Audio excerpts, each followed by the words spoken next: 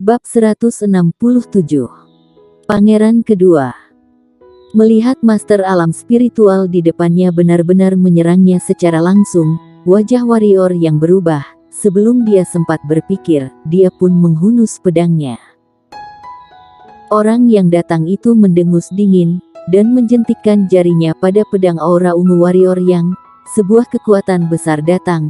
Lengan warrior yang mati rasa, dan pedang aura ungu di tangannya hampir terlepas, tapi itu belum berakhir. Setelah satu jari menjentikkan pedang aura ungu warrior yang menjauh, orang yang datang itu mengepalkan jari-jarinya, dan kemudian menghantam dada warrior yang dengan keras. Sebelum tinju tiba, angin tinju telah tiba, dan angin tinju yang kuat membuat pakaian warrior yang melekat erat di tubuhnya, dan bahkan urat merah muncul di wajah warrior yang. Mata warrior yang mengecil, kekuatan orang di depannya ini begitu kuat, dia tidak berani gegabah, energi hitam di tubuhnya melonjak, tangan kirinya mengepalkan tinju, dan meledak ke arah tinju lawan. Bang! Suara keras terdengar di lapangan, warrior yang mundur 5 langkah, darah perlahan keluar di sudut mulutnya. Dan lawan warrior yang, si master alam spiritual pun mundur selangkah. Master alam spiritual tidak menyerang lagi, hanya menatap warrior yang dengan getir. Selain kepahitan, ada sedikit kejutan dan ketakutan di matanya. Dia tidak menahan kekuatannya sama sekali pada pukulan pertama, meskipun dia tidak menggunakan keterampilan hitam. Itu bukanlah sesuatu yang tidak bisa ditanggung oleh pendekar hitam alam bawaan. Siapa anak ini?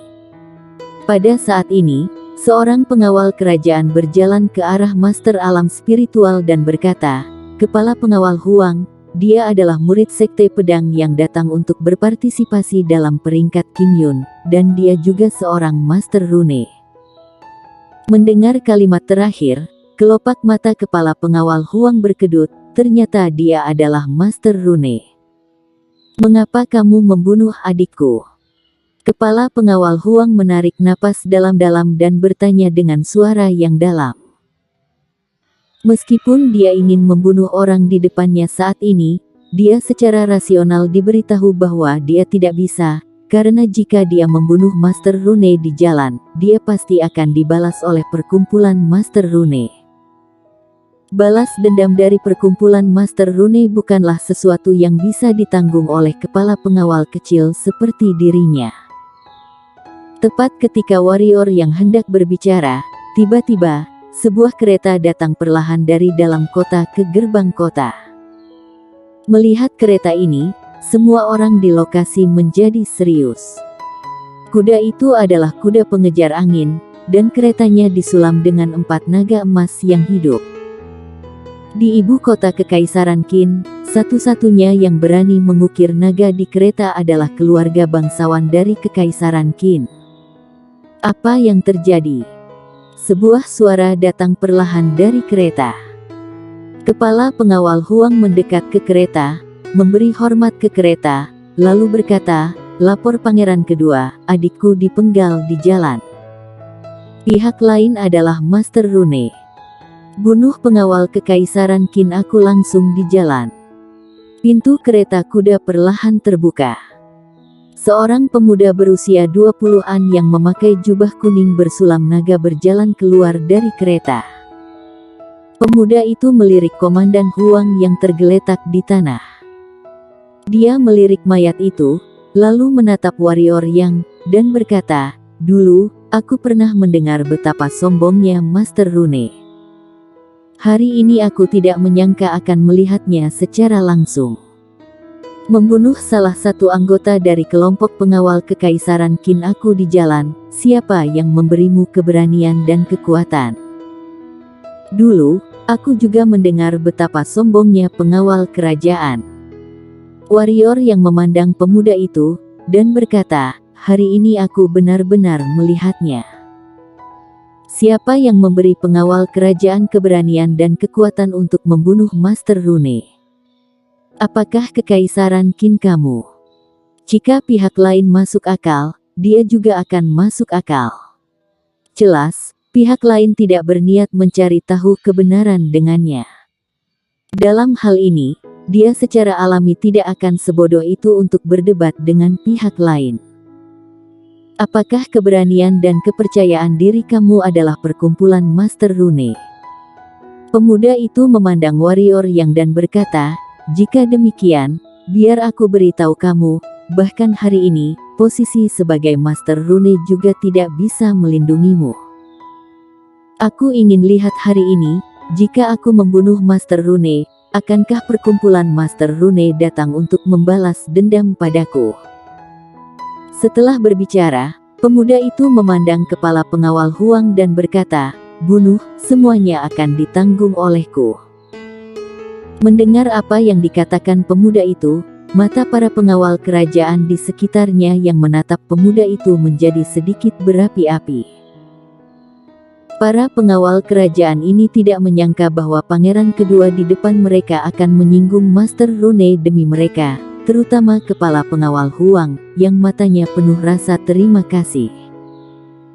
Melihat tatapan anggota pengawal kerajaan di sekitarnya, pemuda itu sedikit mengangguk. Membunuh Master Rune untuk mendapatkan hati orang-orang ini, urusan ini sangat menguntungkan. Adapun perkumpulan Master Rune, ada orang-orang dia di perkumpulan Master Rune kelas 4 yang kecil ini bisa diatasi oleh orang-orang dia. Kepala pengawal Huang berjalan menuju warrior yang perlahan, dan berkata sambil berjalan, jangan khawatir, aku tidak akan membiarkanmu mati begitu cepat, bukankah kamu membela 3 tentara bayaran rendahan ini? Akan kutunjukkan nanti bagaimana caranya aku membunuh 3 tentara bayaran ini, terutama wanita cantik ini. Jangan khawatir, ratusan saudara laki-laki aku pasti akan menjaganya dengan baik. Jangan khawatir, kamu akan segera dipertemukan kembali dengan adikmu. Warrior yang memandang kepala pengawal Huang, energi hitam di tubuhnya melonjak gila-gilaan, dan mutiara iblis darah juga berubah menjadi gila. Pada saat ini dia telah memutuskan bahwa bahkan jika mutiara iblis darah terungkap, dia akan membunuh orang di depannya. Haha. Kepala pengawal Huang tertawa tidak bermoral dan berkata, bunuh aku. Kamu ingin membunuhku? Ayo bunuh aku ingin melihat bagaimana kamu bisa membunuhku, aku menantikannya. Tepat ketika warrior yang hendak mengorbankan mutiara iblis darah, tiba-tiba sesosok bertubuh mungil berlari keluar dari kerumunan. Ketika sosok bertubuh mungil ini melihat warrior yang matanya berbinar dan berkata, tukang kecil, itu benar-benar kamu. Yang datang tidak lain adalah Bona, gadis penyihir kecil. Melihat Bona, warrior yang langsung tidak jadi menggunakan mutiara iblis darah, dan bahkan mengabaikan berbasa basi dengan Bona, langsung berkata, Bona, kamu punya jimat sihir. Semakin banyak semakin baik. Bona mengerjap, lalu berkata, apakah kamu mau meledakkan orang? Warrior yang mengangguk dengan kencang. Bona berbalik dan menunjuk kepala pengawal Huang, dan berkata, apakah kamu akan meledakkannya? Warrior yang mengangguk dengan kencang lagi. Aku akan membantumu. Setelah selesai berbicara, sebelum warrior yang setuju, dia mengeluarkan banyak jimat dari saku kecil di depannya, dan kemudian melemparkannya ke kepala pengawal Huang di mata semua orang. Bagaimana dia bisa membiarkan warrior yang bersenang-senang tentang mengebom orang? Dan setelah pengeboman, dia tidak harus menanggung tanggung jawab, lalu siapa yang akan menanggung tanggung jawab? Tentu saja warrior yang akan bertanggung jawab. Dia hanya membantunya. Jimatnya banyak, ada selusin. Untuk level jimatnya, Bona tidak peduli, lempar begitu saja. Melihat lebih dari selusin jimat sihir terbang, kepala pengawal Huang mencibir, ingin membunuhnya dengan selusin lebih jimat sihir. Kedua orang ini benar-benar naif. Di samping, wajah pangeran kedua berubah drastis, dan dia tiba-tiba berteriak, hati-hati, ada jimat sihir tingkat tinggi. Setelah berbicara, tubuhnya bergerak mundur dengan cepat. Hanya saja masih sedikit terlambat, jimat itu sudah bereaksi. Belasan lembar jimat meledak melawan angin, dan kemudian bola api sebesar kepala, sambaran petir selebar lengan, mengandung bilah angin tajam yang memecah angin, dan kristal es padat. Berbagai serangan menghujani kepala pengawal Huang. Wajah kepala pengawal Huang berubah, begitu pula wajah orang-orang di sekitarnya. Bang! Suara keras meledak di gerbang kota, dan tanah bergetar hebat. Pada saat ini, orang-orang dalam radius ratusan mil mendengar suara keras, dan banyak orang di kota kekaisaran terkejut. Pengawal kerajaan yang tak terhitung jumlahnya dan pasukan rahasia kekaisaran Qin bergegas menuju gerbang kota dengan panik. Debu dan asap menghilang, dan sebuah lubang sedalam 20 kaki dan selebar 10 kaki muncul di gerbang kota kekaisaran. Adapun kepala pengawal Huang tentu tidak mati, tetapi tentu saja terluka. Pada saat ini, tubuh kepala pengawal Huang compang-camping, rambutnya gosong, wajahnya hitam dan berdarah, dan tubuhnya memar dan berdarah. Tidak hanya kepala pengawal Huang, tetapi juga beberapa pendekar hitam di sebelahnya sangat tragis. Karena mereka tidak mundur tepat waktu ketika jimat meledak, jadi melihat lubang besar yang dalam, tenggorokan warrior yang berguling, ini belum tentu mampu diciptakan oleh keterampilan hitam level bumi. Kelopak mata pangeran kedua di samping juga tiba-tiba berkedut. Dia tidak terkejut dengan efeknya, tetapi terkejut bahwa gadis kecil di depannya tiba-tiba mengeluarkan segenggam jimat sihir, dan ada juga jimat sihir level tinggi. Jimat sihir level tinggi adalah barang yang juga sulit dia dapatkan. Tukang kecil, dia sangat luar biasa, ternyata masih hidup. Bona memandang kepala pengawal Huang dengan heran.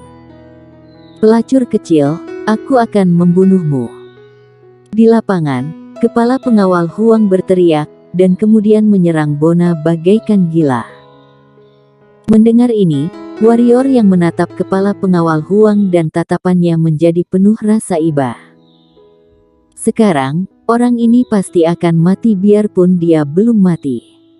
Bahkan kaisar dari kekaisaran Qin mungkin tidak dapat melindunginya. Bersambung.